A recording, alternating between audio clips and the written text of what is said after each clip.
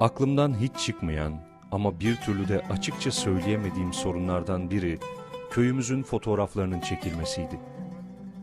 Düşüncelerimizle programımızda böyle bir proje yoktu.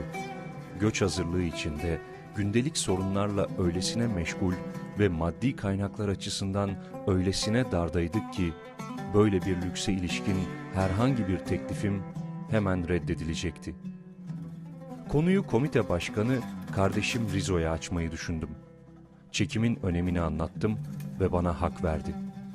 Diğer komite üyelerini bu iş için bir ödenek ayırmaya ikna etmeyi üstlendi. Gerçekten de fotoğraf çekimleri için 20 Türk liralık bir kaynak tahsis edildi. Ancak 20 lirayla ne yapılabilirdi?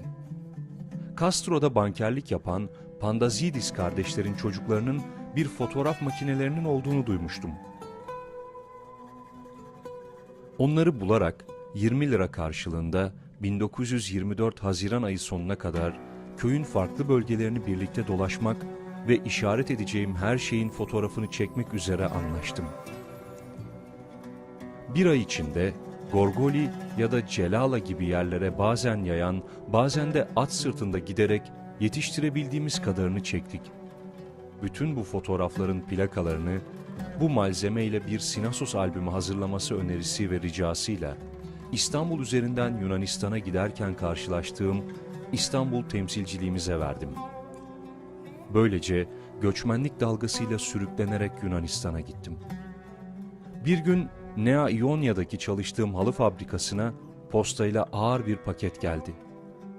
İçinden kadersiz köyümüzün kayalara oyulmuş evleriyle Gurna sakinlerinin, Serhat'taki küçük Asya Rumlarının asude, bilinmeyen, uzun tarihinin yegane hatırası, Doğu'nun İncisi albümü çıktı.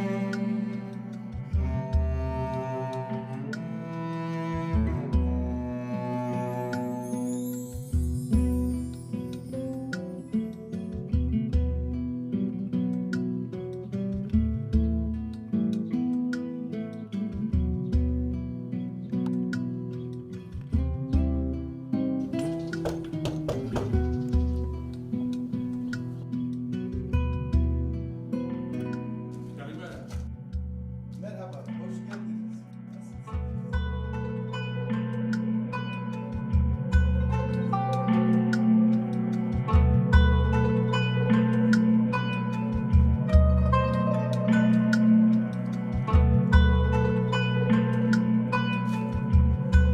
Γεννήθηκα στον Πειραιά από γονείς Συνασίτες. Είχαν γεννηθεί στη Συνασσό της Καπαδοκίας περίπου στο 1900. Γνωρίστηκαν και παντρέθηκαν στον Πειραιά. Ο πατέρας μου έφυγε από τη Συνασσό 12-13 ετών, πήγε στην πόλη και εργάστηκε μέχρι το 22-24 που φύγανε για τον Πειραιά. Η μητέρα μου έφυγε μαζί με όλους τους άλλους Συνασίτες και πήγανε Μερσίνα και από τη Μερσίνα με καράβι στον Πειραιά.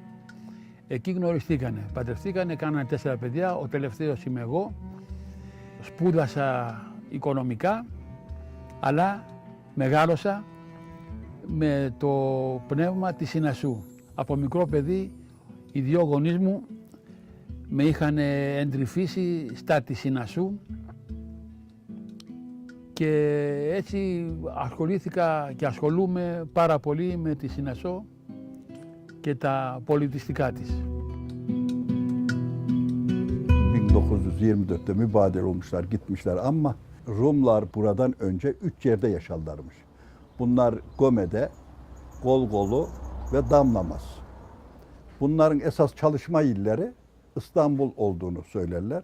Bu İstanbul'da da Karaköy, Perşembe Pazarı, Balık Pazarı bunların yeriymiş ve buralarda çalışırlarmış. Daha ziyade havyar tüccarlığı ve gemi tüccarlığı yaparlarmış. Buradan Eylül'de bunlar çıkar ve toplu olarak arabalarla, atlarla buraya gelirlermiş. Buraya gelince 3 yere dağılırlarmış. Herkes kendi yerine gidermiş. Sonra yine burada konuşurlarmış. Ne gün gidecek, İstanbul'a ne zaman dönecek diye. Ve aynı yerde yine aynı gün, aynı zamanda buluşurlar ve İstanbul'a giderlermiş. Burayı bir piknik olarak kullanmışlar. En sonunda bunlar bir yer kuralım ki hepimiz buraya gelelim demişler.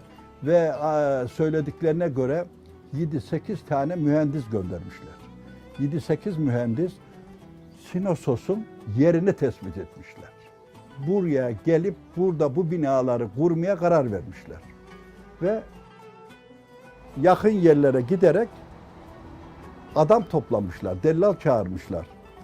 Ustalar, ameleler, işçiler, bina yapanlar, taştan anlayanlar varsa gelsinler, çalışsınlar diye kimi Yeşilhisar'dan, kimi Aksaray'dan gelmişler, Mucur'dan gelmişler. Mesela bizim akrabalar Yeşilhisar'ı bir köyünden gelmişler. Sonra Rumlar da demişler ki size de ev yapalım, burada beraber yaşayalım diye. Onlara da ev yapmışlar, onlara da yer bulmuşlar ve onlarla beraber burada 1924'e kadar beraber yaşamışlar. Οι Συνασσίτες μένανε εδώ στη Συνασσό, στην Καπαδοκία, από τα πολύ παλιά χρόνια. Υπάρχουν κοιτάπια του 1400. Ζούσανε αρμονικά και φιλικά με τους Τούρκους εδώ, τους μουσουλμάνους. Έγινε η ανταλλαγή, η υποχρεωτική ανταλλαγή των πληθυσμών μουσουλμάνων από την Ελλάδα και χριστιανών από την Τουρκία προς την Ελλάδα. Το 1923 με τη συνθήκη της Λοζάνης. Έφυγαν οι Συνασσίτες ομαδικά,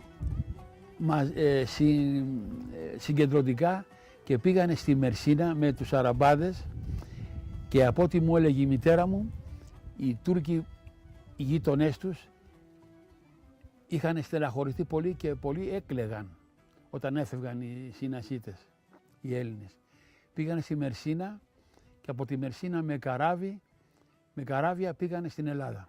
Προσπάθησαν να κάνουν χωριό στην Ελλάδα, νέα Συνασσός, όπως έγιναν με όλα τα άλλα χωριά, αλλά δυστυχώς δεν ευδόκησε.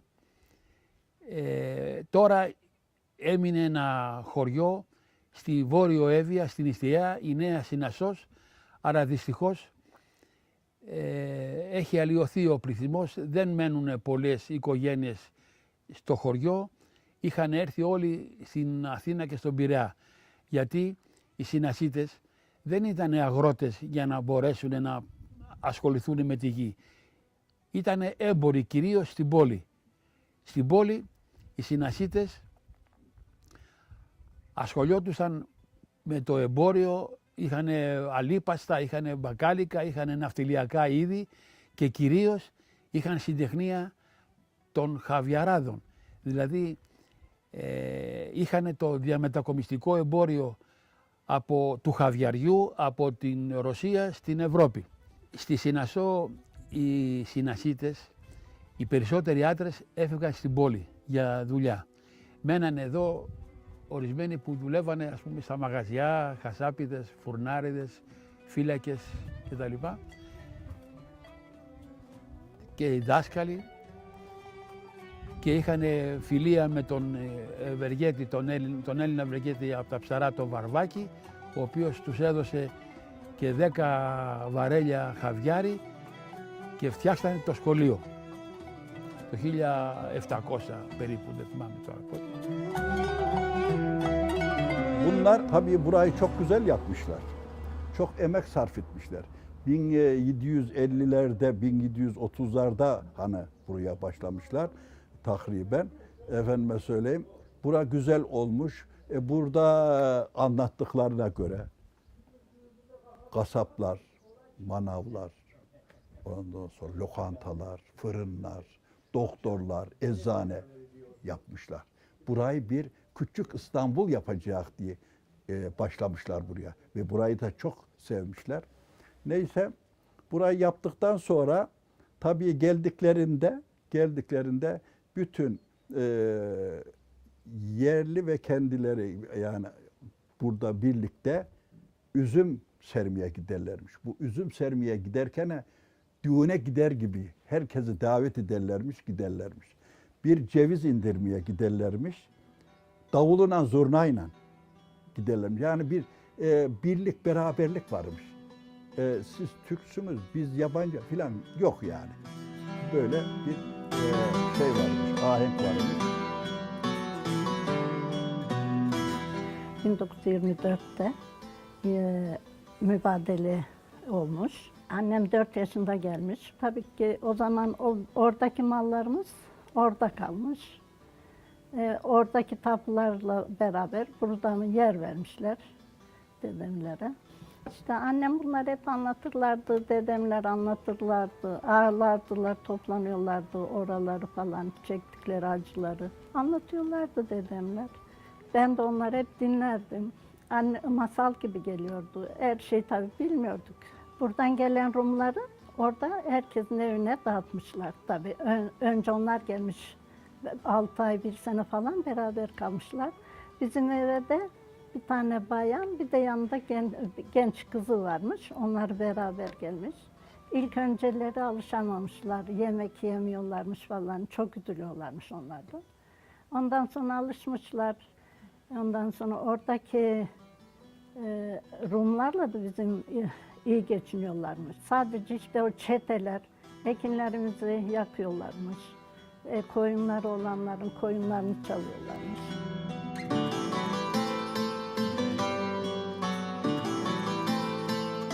Üçüncü kuşak bir mübadil torunuyum. Mustafa Paşa'da doğdum, büyüdüm. Ama ailem 1924'te mübadelede Yunanistan'ın Kastorya ilinin Jerveni köyünden buraya göç ettiler. Ve Jerveni köyünün tamamı Mustafa Paşa'ya göç etti. Ben de o ailenin çocuklarındanım. Yaşadıkları müddetçe Jerveni'yi hiç unutmadılar. Ya oradaki yaşantıyı ve buraya geldiklerinde hem yolculuk sırasında hem de buradaki yaşamları sırasında geçirdikleri zorlukları birebir yaşadık. Ve devamlı anlatıyorlardı Jerveni köyünü. Tabii ki onlar için çok zor bir olaydı. Orman bir köyünde yaşıyorlardı. Orman bir köyünden böyle taşlık kayalık bir yere gelmeleri başta onlar için çok zordu. Memleketlerini terk etmek, orada var olan evlerini, bağlarını, bahçelerini bırakmak çok zordu. Ama buraya yeni bir hayata başladılar. Buraya yerleştiler. Ama oradan yanlarında getirdikleri çok yetersizdi. Ve buraya ayak uydurmaları çok zordu. Ve böylesi taşlık bir arazide yeni bir hayat kurmak onlar için çok zordu. Bize hüzünlü bir miras bıraktılar. Ya o hüznü hep taşıdılar içlerinde. Çünkü yaptıkları yemeklerde, söyledikleri türkülerde, anlattıkları masallarda sessizce bize aslında Jerveni'yi anlattılar. Ve hiç unutamadığım anılardan mesela anneannem bir gün böyle Nisan ayında papatyalar çok güzel açmıştı. Ve o papatyalara şöyle bir baktı. Çok güzelsiniz ama Jerveni'deki gibi değilsiniz. Yani o derece özlem duyuyorlardı. Hiçbiri gidemedi. Ancak biz 3. kuşak daha sonradan gidebildik.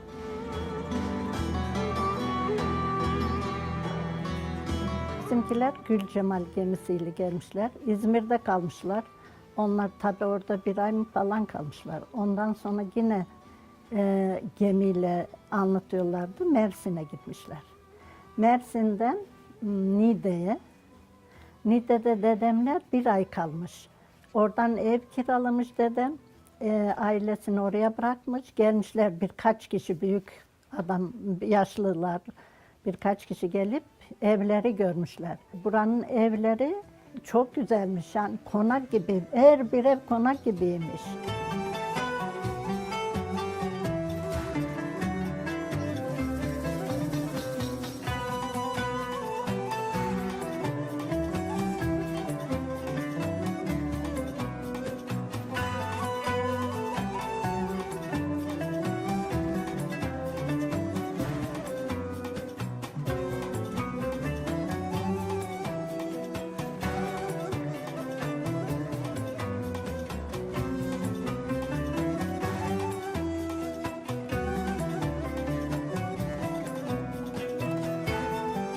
...1924'te mübadele olacağı sırada dellal çağrılıyor. Dellal Anos, şimdiki Anos. Diyorlar ki kızlarımızdan Türk erkekleri isteyen olursa verecek diye. Biliyor musun? Neyse buranın sahibi de Marika, babası bağdaymış. Babası gelince demiş ki baba sen yoktun, dellal çağrıldı, kızlarımızı isteyen olursa verecek diye. Sen de beni verin mi demiş. O da demiş ki sen istersen, seni de isteyen olursa veririm demiş. Yukarıda Seyit varmış, Seyit. Marika Seyit'e aşığımış, Seyit Ağa'ya. Neyse alıyor Marika'yı. Tabii Marika'yı aldıktan sonra o zaman takriben 46-47, 1946-47 sene ben 6-7 yaşında, 7-8 yaşındayım. Babamla bağdan geliyorduk eşeklerine. Tabii eşeklerde küfeler yüklü. Marika'da kapının önünde oturur. Marika çok güzel bir kadın. Uzun burunlu, uzun yüzlü, Gogunalı. Goguna yazma şey edilmiş yani, oya yapılmış. Saçın altından bağlanır, oyalar sallanır, böyle bir şey. Sonra kurşunu bir elbise giyinmiş, bir etek, kapının önünde oturur. Babam der ki Marika gel. Marika gelir eşeklerin başına, küfelerin. Açar önlüğünü Marika.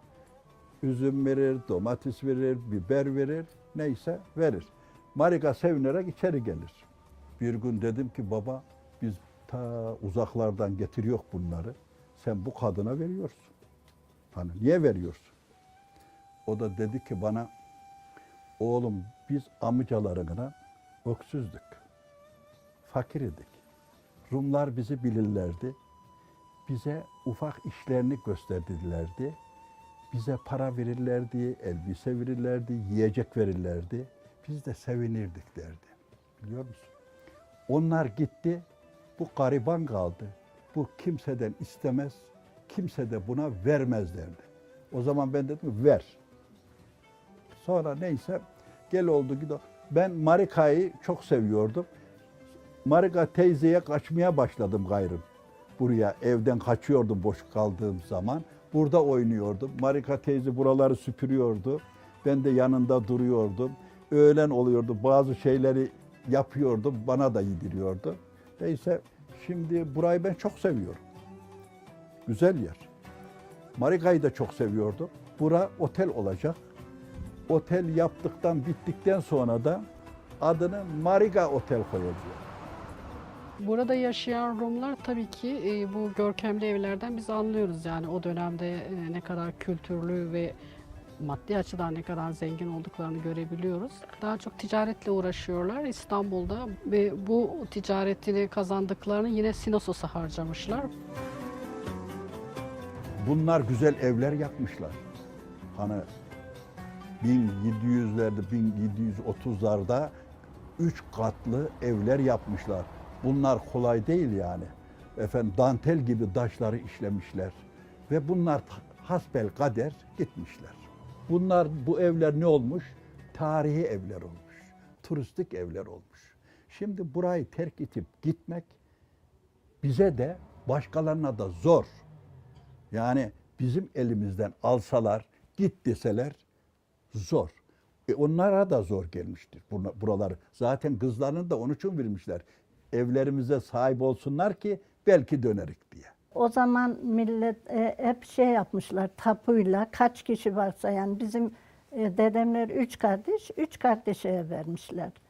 Kızları da evliymiş tabii onlar da birer tane. Herkesin oradaki mallarına göre burada mal vermişler. Ondan sonra bizim köy çok güzelmiş o zaman. Mustafa Paşa, Sinasos. Çok güzelmiş böyle. Bütün evler konak gibiymiş. Bizim dedemlerin ilk aldıkları ev çok güzeldi. İşte 1965'te dayım sattı onu, o evi. Sonra bazı işte bizim evi de sattık. 1924'te geldikleri zaman buraya işte orada bıraktıkları mal ve evine karşı beyanname vermişler. O beyanname karşılığında burada mal almışlar, ev almışlar. Ondan sonra burada 800 tane konak olduğu söylenir. Çünkü burası 800 tane büyük bir Rum köyü olduğu için. İşte bunlar fakir geldiği zaman yakacak odun bulamamışlar. Sırf odun için yeni yapılan binaların kapısını penceresini kırıp yaktıklarını söylerler. Ve buranın yerlileri çok ev yıkmışlar. Taşlarını satmışlar. Kapılarını satmışlar. İşte ne bileyim bizimkiler de odun için kapıları sökmüşler, yakmışlar. Odunları yokmuş. Tabii oraya alışmışlardı ormanlık köyde. Kapıları yakmışlar. Talan etmişler köyümüzü yani yazık oldu. Korusalarmış o zaman. Mesela şart koysalarmış kimse bir taş yasak gelseymiş. Bu köy çok güzel bir köymüş. Küçük İstanbul'muş adı bizim köyümüzün.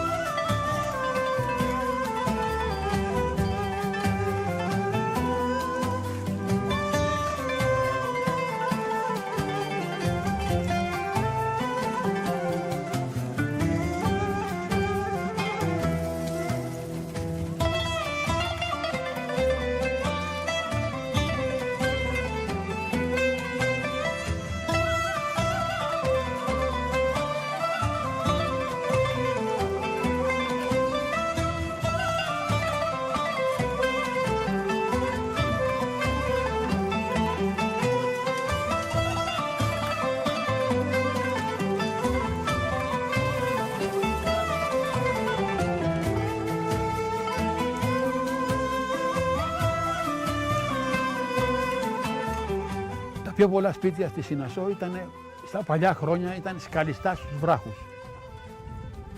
Μέσα στα ρέματα, μέσα στις κοιλάδες. Εδώ έγινε η Σινασός για να μην φαίνεται από τον έξω περίγυρο. Για να είναι ήταν κρυμμένη η Σινασός. Στα νεότερα χρόνια φυσικά άλλαξε το τοπίο. Συνεχεία των σκαλιστών σπιτιών χτιστήκανε τα νεότερα σπίτια, τα οποία τα έκτισαν οι Συνασίτες, οι Χαβιαράδες, οι οποίοι ερχόντουσαν από την πόλη μετά από 30 χρόνια δουλειάς με λεφτά και χτίζανε τα σπίτια αυτά που βλέπετε, τα σκαλιστά, τα υπέροχα με τα φορούσια, με τους μεάνδρους, με τους δικέφαλους αετούς, με τα μπαλκόνια, και έχει χαρακτηριστεί η Σινασός διατηρητέος οικισμός από την UNESCO.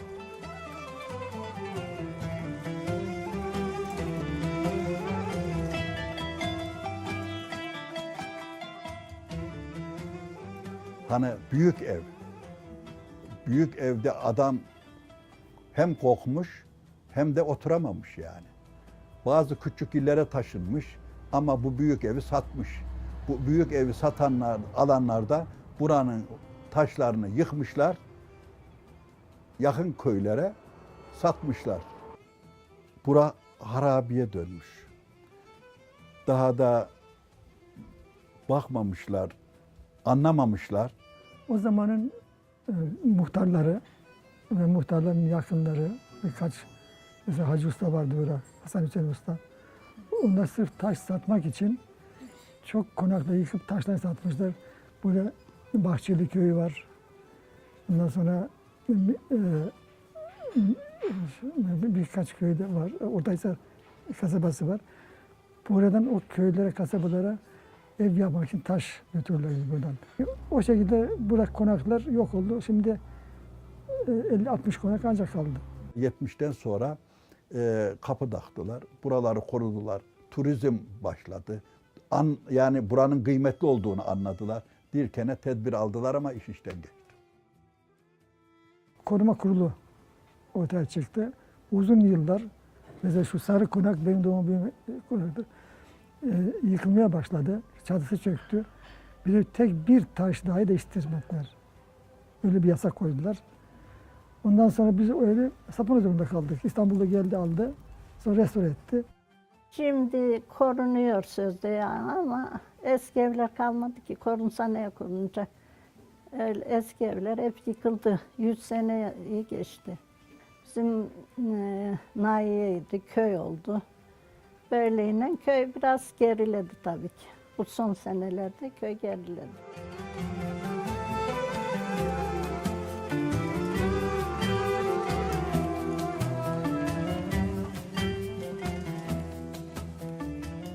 Hayatta var daha konaklar var.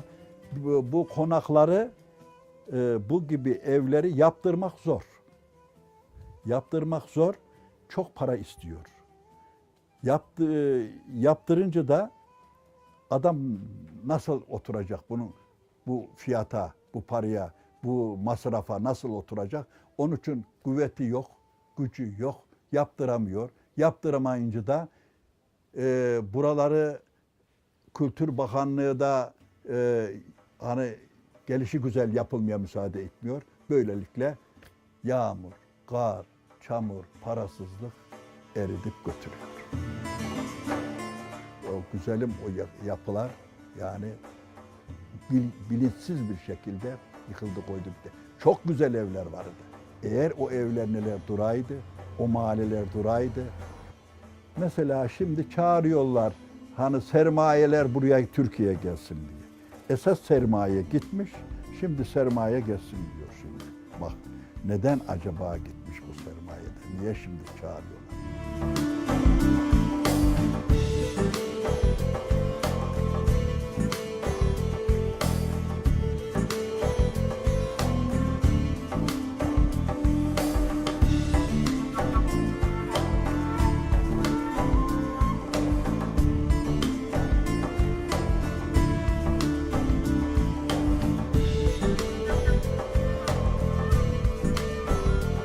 Sinasos gerçekten muhteşem bir kasaba. Yüzyıllardır tarihi taşıyan bir kasaba. Birçok güzellikler yaşanmış. Ben bir müze kurmayı düşündüğümde ilk aklıma gelen şey burasıydı. Çünkü burası muhteşem konaklarıyla ünlü. Başlı başına zaten bir müze gibi bu binamız. Ben bu köye geldiğimde açıkçası önce ben mübadeleyle ilgili çok bir bilgim yoktu. Buraya geldiğimde burada yaşayan insanlarla tanıştıktan sonra, buradaki halkla tanıştıktan sonra çok farklı şeyler edindim. Çok önemli şeyler yaşanmış burada. Tarihimizin birçok güzellikleri yaşanmış. Bunların da bu müzede bir köşesinin, bir parçasının olmasını gerektiğini düşündüm. Bu köyden bana hediye edilenler, müzemize hediye edilenler daha doğrusu, başka yerlerde yaşayan yine mübadil aileleri, çocukları. Biz bunları işte birer emanettir, bu tarihimize mal olmuş şeylerdir. Korunması gerekiyor. Biz koruyamayabiliriz. Siz daha iyi korursunuz diye müzemize hediye edilen o kadar önemli, o kadar güzel, kıymetli şeyler var ki artık bu bir görev oldu.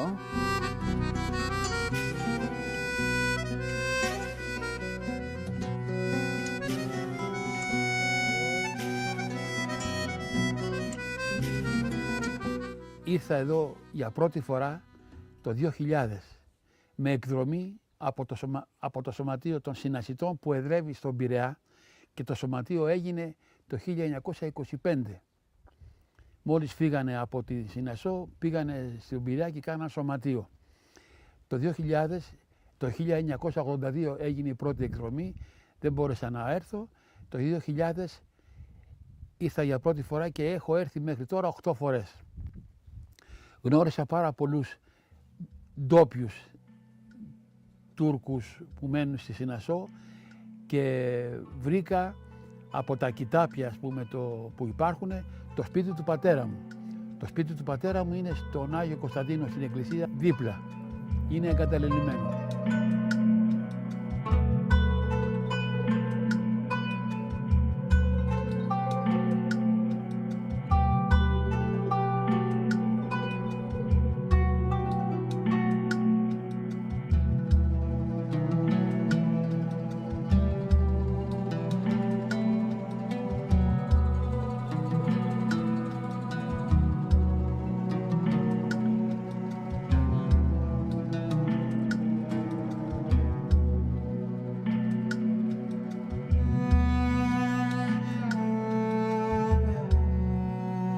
Σε μια εκδρομή που κάναμε το 2005 ή 2007, δεν θυμάμαι, γυρνώντας στα σοκάκια της Σινασού, με είδε ένας ηλικιωμένος, καθόταν σε ένα παγκάκι, σε μια πόρτα δίπλα και με είδε και εμένα όπως είδε και τους άλλους τουρίστες και μου λέει, μου δείχνει την πόρτα του σπιτιού και λέει Χατζη Σεραφείμ, σαν να λέει ότι αυτό το σπίτι ήταν του Χατζη Σεραφείμ. Χατζη Σεραφείμ ήταν το επώνυμο της μητέρας μου. Εγώ τα χάσα. Για πρώτη φορά βλέπω το σπίτι της μητέρας μου. Του λέω, φυσικά εγώ δεν ξέρω τουρκικά, εκείνος δεν ξέρει ελληνικά και του κάνω με νοήματα Χατζη Σεραφείμ μαμά, Χατζη Σεραφείμ μαμά. Σηκώνεται ο φίλος, με αγκαλιάζει, με φυλάει, με βάζει με σπίτι, γκέλ μέσα, με βάζει με στο σπίτι, μου λέει αυτό είναι original, εκείνο original, εκείνο original, δηλαδή δεν τα είχαν πειράξει το σπίτι. Βγαίνει η γυναίκα του, μια γυναικούλα έτσι κοντούλα, όσο μπορούσαμε με νοήματα μιλήσαμε, η μητέρα μου, ο πατέρας, και εγώ συγκινήθηκα και ήθελα να φύγω με τα κλάματα. Και βγάζει η γυναίκα το κλειδί της πόρτας και μου το δίνει και μου λέει μαμά, και μου έδωσε το κλειδί της πόρτας του σπιτιού της μητέρας μου. Το λέω τώρα και ανατριχιάζω.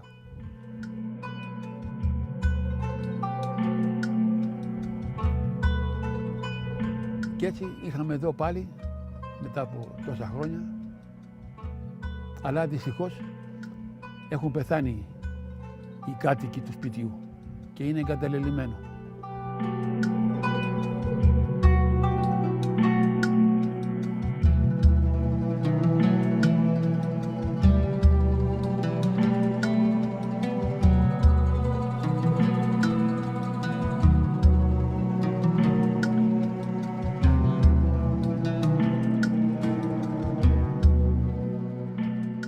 Όταν έρχομαι εδώ, αισθάνομαι ότι έρχομαι στο χωριό μου.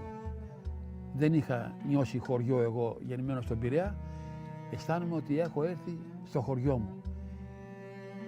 Γίνομαι άλλος άνθρωπος. Η συγκίνηση, καταλαβαίνετε, είναι μεγάλη.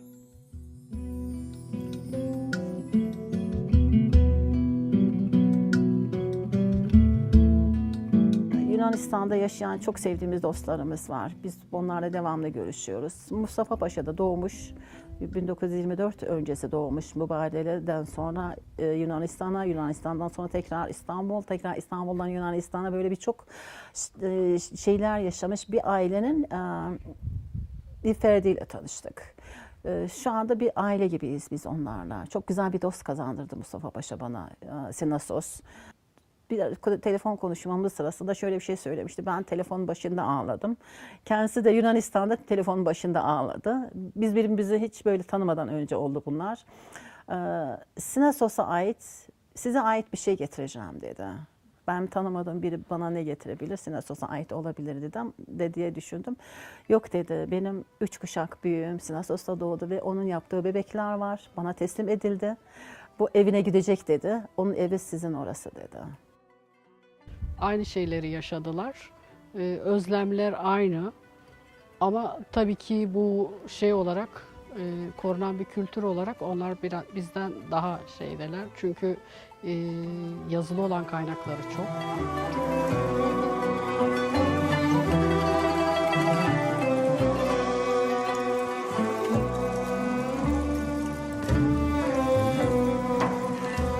Ένας μεγάλος συνασίτης υπήρξε ο Σεραφείμ Ρίζος. Εκτός από τον Τακαδόπουλο, τον Λάζαρο που έκανε το σωματείο και το λειτουργήσε ήταν ο πατέρας του σωματείου, ο Σεραφείμ Ρίζος έμεινε στη Νέα Συνασσό σαν ακρίτης και αφοσιώθηκε στη διατήρηση της Νέας Συνασσού του χωριού στην Ιστιαία. Τον βρήκε γύρω στο 60, μου φαίνεται 55, η Μέλπο Μεριέ του Κέντρου Μικρασιατικών Σπουδών και τον παρακάλεσε να γράψει αναμνήσεις του. Ήταν δάσκαλος και στη Συνασσό, εδώ δηλαδή, πριν από την ανταλλαγή. Και αυτός ασχολήθηκε και έγραψε περίπου τις 7.500 σελίδες αναμνήσεις του. Αυτές τις είχε παραχωρήσει στο Κέντρο Μικρασιατικού Ελληνισμού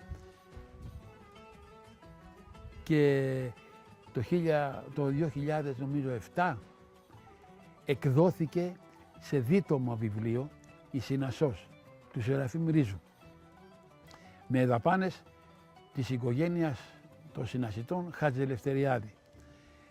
Αυτό για μένα το βιβλίο, το σύγγραμμα δηλαδή, αποτελεί το Ευαγγέλιο των Συνασσιτών. Γράφει πάρα πολλά στοιχεία για την εν γέννη ζωή στη Συνασσό των Συνασσιτών, για τους δασκάλους, για τους ιερείς, για τους δημογέροντες, για τις εκκλησίες, για τα σχολεία, για τα τραγούδια, για τους χορούς.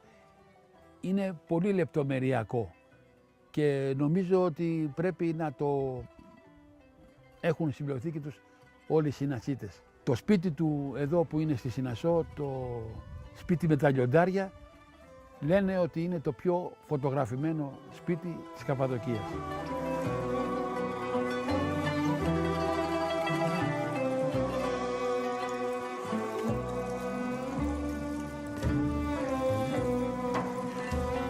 Buradan göç eden Rumlar her yıl kendi köylerine ziyarete geliyorlar Mustafa Paşa'ya ve onlar da kendi kültürlerini görmek istiyor. Bıraktıkları konak evleri ziyaret ediyorlar, dedelerinin evlerini.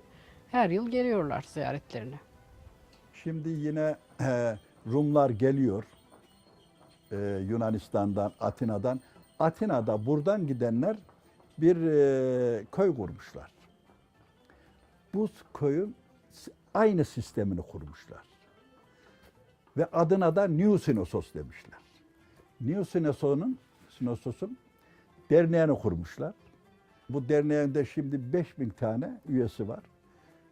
Bunlar buraya ayine geliyorlar, Eleni Kilisesi'ne. Mayıs'ın sonlarında yahut da Haziran'ın başlarında. Biz onlarla konuşuyoruz, onlarla geziyoruz, sohbet ediyoruz. Onlar bize anlatıyor, biz onlara anlatıyoruz, konuşuyoruz. İyi bir vakit geçiriyoruz. Έχουμε δημιουργήσει πολλοί συνασσίτες Έλληνες, έχουμε δημιουργήσει πολύ καλές σχέσεις με τους ντόπιους, οι οποίοι οι περισσότεροι έχουν έρθει από τη Μακεδονία και αισθάνονται κατά κάποιο τρόπο μισοέλληνες και μας υποδέχονται πάρα πολύ φιλικά με τραπέζια, με γλέντια κτλ. Η συγκίνηση είναι μεγάλη, αλλά το μεγάλο πρόβλημα είναι ότι δεν ξέρουμε τουρκικά και δεν ξέρουμε ελληνικά. Μεγάλο πρόβλημα αυτό.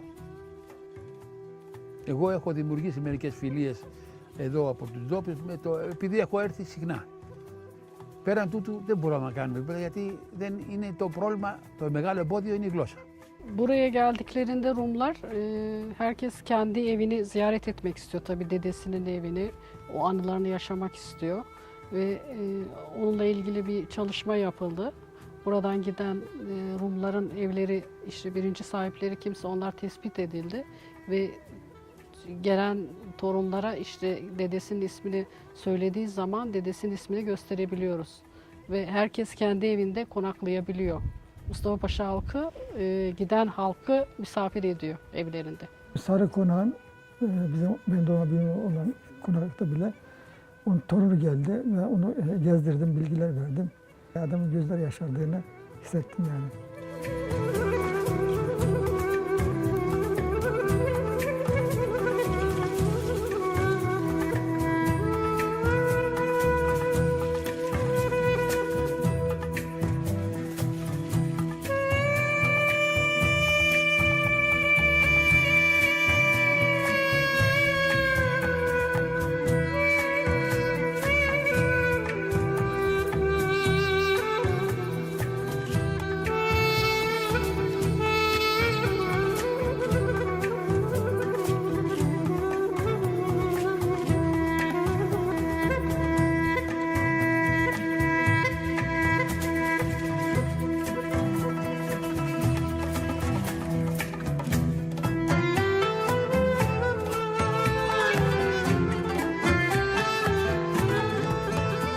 Η Συνασσός είχε μεγάλη, υπερβολή δεν είναι, μεγάλο πολιτιστικό πλούτο.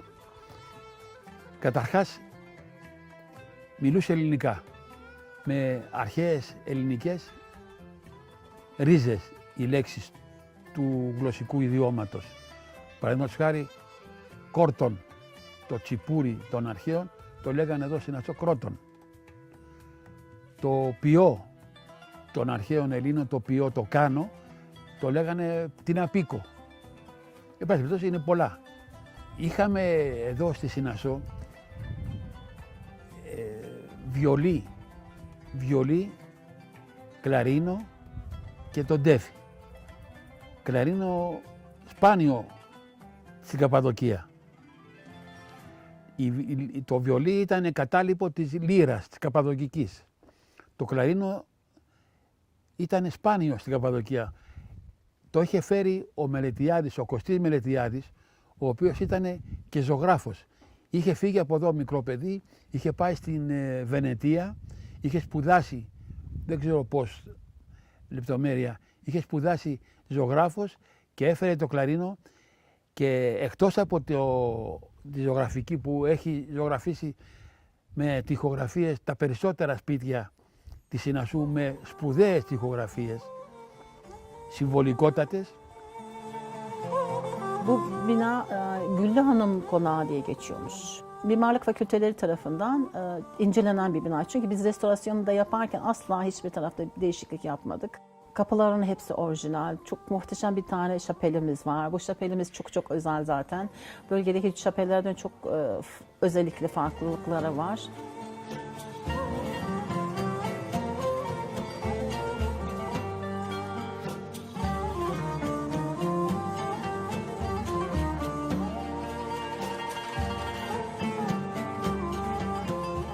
Kostas Meletias diye bir sanatçı geliyor burada. 2 yıl yaşıyor ve bu binanın bütün resimlerini yapıyor. Şapelin yukarıda işte sadece bir bu odada kaldı, bir de oradaki orijinal kapıda odada kaldı. Duvar freskleri falan tamamıyla diğerleri siliniyor. İşte badana yapılıyor falan böyle. O resimlerin Kostas Meletias tarafından yapıldığını 1860'larda onu biliyoruz. Yani tarihleri falan var çünkü. Ο Κωστής Μελετιάδης ήταν εκτός από μουσικός, κλαρινίστας, κλαρίνο με 7 κλειδιά έπαιζε. Τώρα δεν ξέρω αυτό τι σημασία έχει. Ήταν και ζωγράφος, λαϊκός ζωγράφος της Συνασσού, σαν ο Θεόφιλος ας πούμε της Συνασσού. Είχε ζωγραφίσει τα περισσότερα σπίτια στη Συνασσό, μέσα εσωτερικές τοιχογραφίες. Είχε ζωγραφίσει και αγιογραφίες στο ναό του Αγίου Βασιλείου, ένα ξοκλήσι κοντά μέσα στη Συνασσό σχεδόν, το οποίο ήταν παλαιό κρυσφύγετο, σκαλιστό κρυσφύγετο με 3 πατώματα κάτω και ήταν κρυσφύγετο που λένε ότι κρυφτήκανε οι Συνασσίτες σε αυτό όταν είχαν επιδρομή από αλόθρησκους. Πολλές τοιχογραφίες του Κωστή Μελετιάδη ήταν πραγματικά γεγονότα. Ας πούμε στο σπίτι του Σουλτανίδη τώρα είναι λέσχη φοιτητών, υπάρχει μια τοιχογραφία, πραγματικό γεγονός. Είχαν πάει ο Τσάρεβιτς, ο Νικόλαος, που έγινε ο τελευταίος τσάρος της Ρωσίας, ο τελευταίος αυτοκράτορας, είχαν πάει σαν φίλοι με τον ξάδερφο του, τον πρίγκιπα Γεώργιο της Ελλάδος, τον Μουστακαλή, το 1892 είχαν πάει στην Ιαπωνία. Και στο Ότσου της Ιαπωνίας κάποιος Ιάπωνας έβγαλε το σπαθί του και πήγε να τον σκοτώσει τον Τσάρεβιτς, επειδή είχε προηγηθεί ένας ρωσο-ιαπωνικός πόλεμος. Και ο πρίγκιπας ο Γεώργιος με το ραβδί του τον απέκρουσε. Αυτό το γεγονός έχει ζωγραφίσει μετά από ένα χρόνο ο Κωστής Μελετιάδης στο σπίτι του Σουλτανίδη. Έχει ζωγραφίσει επίσης ένα σπίτι, τώρα τελευταία το είδα εγώ, από μια φωτογραφία, στη Συνασσό, στίχο του Σοφοκλή, από την Αντιγόνη του Σοφοκλή. Πολύ σημαντικό.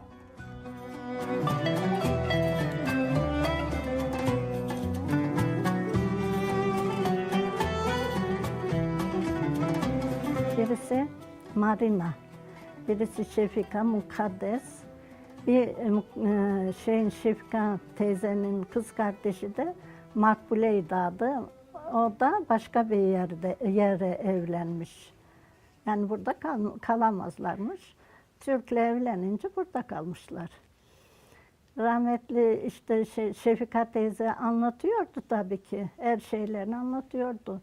Onun evinde gidenlere her şeylerini çok eşya bırakmışlar. Böyle antika eşyaları çoktu. Bize gösteriyordu tabakları, tepsileri. İstanbul manzaralı 2 tane tepsisi vardı. Eniştem işte onların kıymetini bilmediler, sattılar. O zaman gelenler oldu, toplayanlar oldu, her şeyi sattılar. Ama malları teyzeme kaldı, Şefika teyzenin malları. Çok kültürlü bir insandı. Yani çok ilk danteli ben ondan öğrendim. Bana dantel öğretiyordu. Hikayeler anlatıyordu. Gece yatarken sağ tarafınızdan yattığın dua okuyun.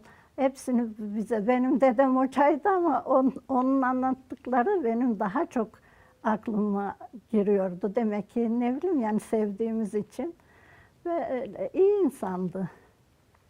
Όταν φύγαν από εδώ πήρανε περίπου 70-80 μεγάλα κυβότια και πήραν όλα τα κοιμήλια από τη Συνασσού. Εικόνες, καμπάνες, κολυβήθρες, εξαπτέρυγα, μανουάλια, λιβανιστήρια, καντήλια των εκκλησιών. Όσα μπορέσανε και πάρουν μαζί τους. Τα είχαν στην εκκλησία του Αγίου Νικολάου στη Νέα Συνασσό στο υπόγειο. Τα τελευταία χρόνια ο παπάς, ο ιερέας του ναού, τα έβγαλε πάνω στην επιφάνεια της εκκλησίας και τα έχει στο ναό μέσα και ο ναός έχει γίνει πλέον ένα είδος μουσείου. Αξίζει να την επισκεφτεί κανείς.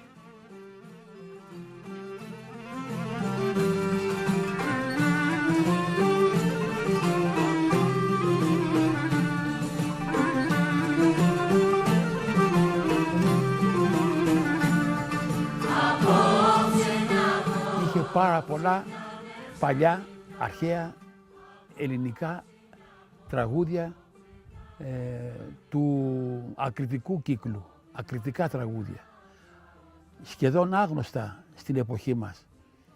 Ευτυχώς καταγράφηκαν στο Λεύκομα του Συνασσού το 24, τα κατέγραψε ένας παχτίκος μουσικός από την πόλη, τα κατέγραψε ένας Γάλλος, Γερμανός μου φαίνεται, παλιά, το 1860, και ο Σοφρονιάδης, μουσικολόγος Συνασσίτης, σπουδαγμένος στο Παρίσι, έχουν καταγραφεί με νότες ευρωπαϊκές. Επίσης, είχαμε χορευτικά τραγούδια, τα οποία χορευόντουσαν με τους κυκλικούς χορούς, σε κλειστό κύκλο, κυρίως γυναίκες τα χόρευαν. Πιθανόν να προέρχονται από τους κύκλους χορούς των αρχαίων Ελλήνων που τους χόρευαν γύρω από τον βωμό. Το Μαλαματένιο Σαργαλιός, το Πάγος του Προύσα στα βουνά, το σήμερα στη Σημεριανή, απόψε τα μεσάνυχτα και άλλα. Είχανε όμως και τον Πανελλήνιο Συρτό. Αν δεν κάνω λάθος, μόνο στη Συνασσό χόρευαν τον Πανελλήνιο Συρτό. Στον Συρτό χόρευαν και άντρες, πιασμένοι όμως με μαντίλια. Οι γυναίκες με τους άντρες πιασμένοι με μαντίλια, για ευνόητους λόγους. Είχανε έναν γυναικείο αντικριστό χορό, τον περίφημο Ίσο. Τον χόρευαν μόνο γυναίκες. Ένας μοναδικός χορός, το και λέω μοναδικός, γιατί όπως τον χόρευαν στη Συνασσό, δεν τον χόρευαν πουθενά άλλου. Μόνο στη Συνασσό τον χόρευαν.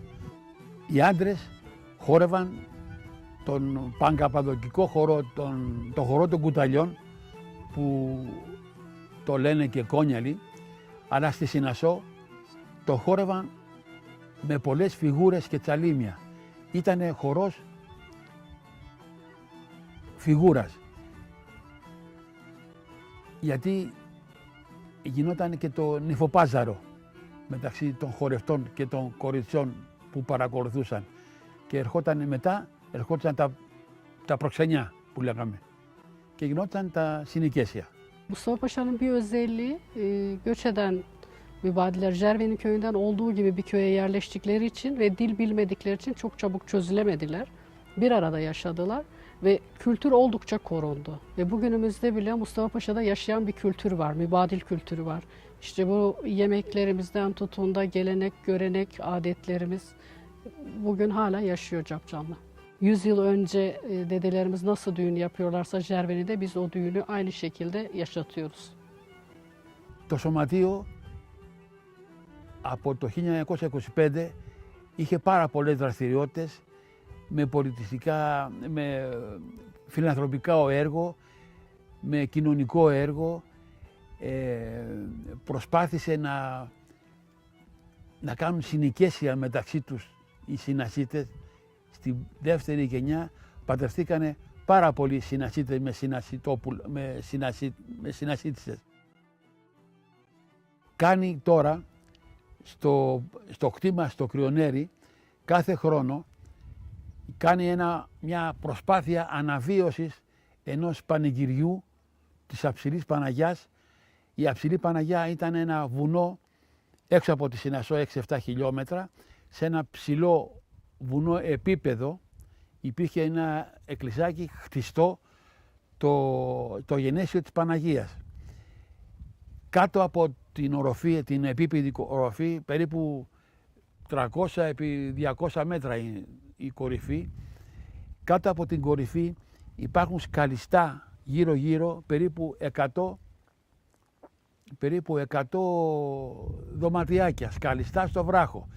Εκεί πήγαιναν γύρω στις 8 Σεπτέμβρη που είναι το γενέσιο, πήγαιναν ζευγάρια παντρεμένα ή ξέρω εγώ, οικογένειες και μένανε 7, 8, 10, 12 μέρες, κάνανε σαν εξοχή ας πούμε, αλλά κλεντάγανε και με το πανηγύρι της Αψηλής Παναγιάς.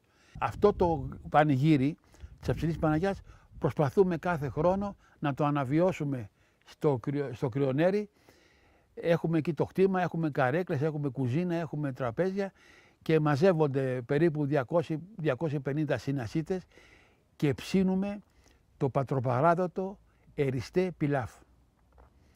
Με ρύζι βρασμένο σε κόκαλα μοσχαριού, με το μεδούλι κτλ. Και τσιγαριστά μακαρόνια. Αυτό είναι το εριστέ πιλάφ. Αρέσει πάρα πολύ στον κόσμο, έρχονται κάθε χρόνο περίπου 200-250 άτομα και φέτος το κάναμε με εξαιρετική επιτυχία και προσπαθούμε να καλλιεργήσουμε αυτή την ιδέα στους νέους για να μπορέσουν να συνεχίσει το σωματείο να ασχολείται και να ενδιαφέρεται και να φροντίζει για τη Συνασσό. Πάντως είπα και προηγουμένως ότι το πρόβλημα το μεγάλο είναι η γλώσσα. Αν είχαμε κοινή γλώσσα ας πούμε, μπορούσαμε να ερχόμασταν πιο συχνά στη Συνασσό. Γιατί έχουμε δει ότι τους αρέσουν τους ντόπιους εδώ στη Συνασσό να ερχόμαστε. Μας φιλοξενούν, μας υποδέχονται με τραπέζια, με γλέντια κτλ.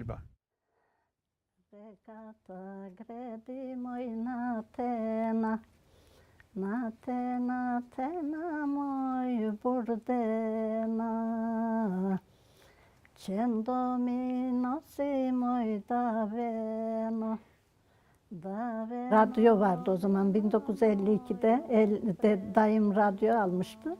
Herkes radyo dinlemeye dayımlara gelirdi. Ve oranın türkülerini dinlerlerdi. Arnavut türkülerini dinlerlerdi. Böyle of çeker ağlarlardı yaşlılar. Ama hepsi çok arzu ediyorlardı gidip bir daha gitsek de sonra ölelim derlerdi. Kısmet olmadı, hiçbiri gitmedi. Ben gittim, gidince buradan su götürdüm. Oradaki mezarlara döktüm ama bilmiyoruz tabii mezarlar hiç kalmamış. Sadece toprak. Oradan da toprak getirdim, buradaki mezarların üstüne serptim. Böyle vasiyet koyu derlerdi. Kim giderse derdi oranın toprağından getirsin, bizim mezarımıza serpsin. Ben de hep yaşlıların mezarına toprak getirdim, serptim. Öyle işte insan kendi kendine bir teselli buluyor. Uzun yıllar o hayalle burada yaşamışlar. Ondan sonra umutlar kesince bu sefer anneannem devamlı bize masal gibi anlatırdı bunları. Şimdi oraya gitsem anneannemin anlattıklarını aynen uygulayabilirim gibi geliyor bana. Büyüklerimizin anlattığı o masal köyüne her zaman gitmek istedik ve sık sık da gidiyoruz. Gitmek isteyenler zaten organize olup yılın belli günlerinde ziyarete gidiyoruz köyümüze. Şu an Jermeni köyünde Sinop Ayancık'tan giden Rumlar yerleşmiş oturuyorlar ve hepsi çok mükemmel Türkçe konuşuyor. Çok güzel dostluklarımız var. Gidiyoruz, biz de evlerimizde kalıyoruz. Bizi konuk ediyorlar. O derece dostluklarımız var. Θέλω να πω από ό,τι βλέπω ότι η Συνασσός εγκαταλείπεται από τους κατοίκους του. Έχω δει πολλά σπίτια εγκαταλελειμμένα, μεγάλη ησυχία, μην πω νέκρα και πολλά πολλούνται. Πολλά σπίτια πολλούνται. Δεν ξέρω πού οφείλεται αυτό. Τι να κάνω. Πολλοί μου είπανε να έρθω να αγοράσω σπίτι στη Συνασσό. Λιγάκι δύσκολο αυτό. Και για μένα και για τις αποστάσεις και για τη γλώσσα δεν μπορώ να κάνω τίποτα. Αλλά μου έκανε εντύπωση, λυπάμαι πολύ που η Συνασσός εγκαταλείπεται.